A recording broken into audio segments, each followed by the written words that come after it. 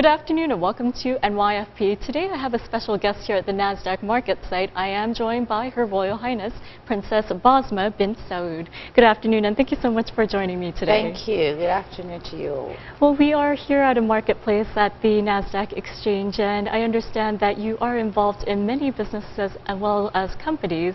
And given that you're involved in so many industries as well as sectors, could you give me a little bit of background of the companies you're involved in?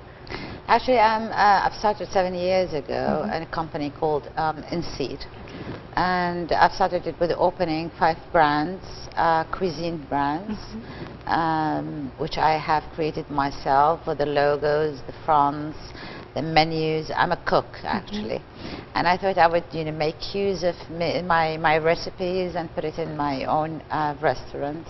And this is how I started, and from there I grew to Global Media Echo. It was actually Saud Media Echo, which grew to be Global Media Echo recently in London. And lately I have opened 2 businesses. One is called the Royal Line, which is about clothing, fashion design, scents, and GURA, which is Global United Research Analysis Center, which has to do with politics and analysis around the world. And it really piqued my interest when I learned that you were involved in lifestyle companies. And given that you have such a unique perspective, you have such an international background, do you see any trends in terms of fashion coming up on the horizon?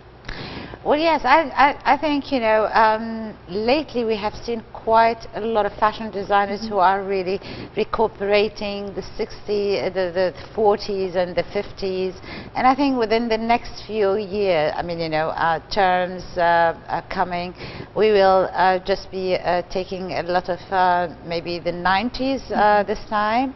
And at the same time, I foresee a trend which has to do with the Middle East, a little bit taking out of the revolution style of the Middle East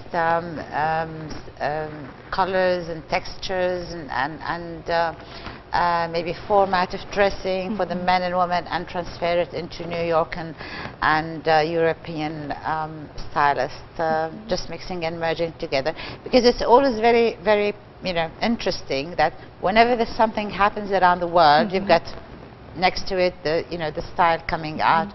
Well, either it's an army thing or it's the Desert Storm. You would see models going down the streets with their army greens and so on. I think this coming season you're going to see a lot of whites and a lot of black, which comes a lot with the abayas and tops of the Middle East revolution centers around the world right now. Well, it will be exciting to see what transpires and how political events are translated in terms of fashion and what comes down the runway. And I understand that you attended the last General Conference for the United Nations here in New York. So I do want to take this opportunity to ask you about your take on women's rights. And given that the Western perspective as well as living within Saudi Arabia is such a different experience, what do you think some of the hurdles are, and is there a resolution? I don't think there's a resolution right now, because there is a big, huge gap that needs to be filled. And this gap, nobody has prepared anything to fill it with. Whether it's what happened in Egypt or in Tunisia, as we see it's going on and on again. People are rising again, and they're demanding even the present governments that they have elected to resign. So that tells you that all the revolution has failed. It's just actually something that people were fed up with, and they just wanted to give an opinion about how they felt. But at the same time, they have not prepared for an alternative. And this is a vast, basic, major disaster, as we see in Iraq now. It's been going on for the past 8 years. Murders, explosions, conflicts within the governments. Nothing has been resolute after Saddam Hussein. Of course, we have got rid of one, dictator, and plus a very nasty man. But at the same time, we have replaced him by 10 Saddams. So if we want, you know, resolutions, and we want things to come out and really make something of concrete a resolution for the masses, we have to find the alternative before we start the revolution. As to have really security, which is what I'm working on, is the fourth law.